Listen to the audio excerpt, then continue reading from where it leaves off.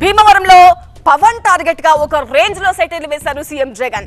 పవన్ కళ్యాణ్ బతికేది పార్టీ పెట్టింది ఆయన కోసమే అంటూ పంచ్ డైలాగులు పేల్చారు.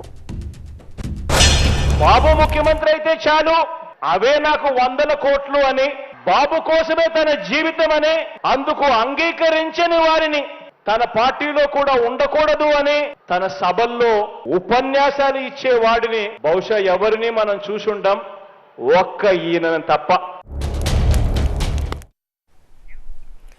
ఇసిక త్యాగాల త్యాగరాజు అంటూ పవన్ పై మరో సెటైర్ కూడా వేశారు ముఖ్యమంత్రి జగన్.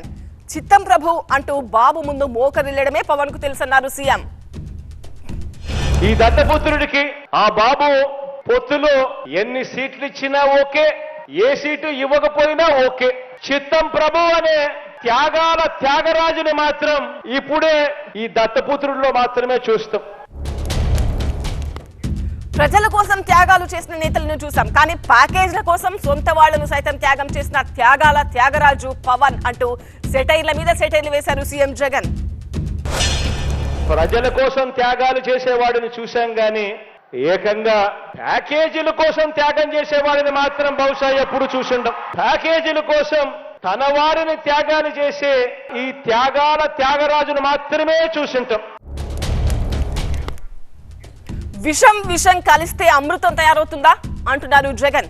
నలుగురు దుష్టులు కలిస్తే ప్రజలకు మంచి జరుగుతుందా అంటూ ప్రశ్నించారు. 2 విషయాలు గన కలిస్తే అమృతం తయారవుతుందా అని చెప్పి ఆలోచన చేయమని అడుగుతా ఉన్నా. నలుగురు వంచకులు కలిస్తే మంది పెరుగుతారు గాని ప్రజలకు చేసే మంచి పెరుగుతుందా అని చెప్పి నేను అడుగుతా ఉన్నా.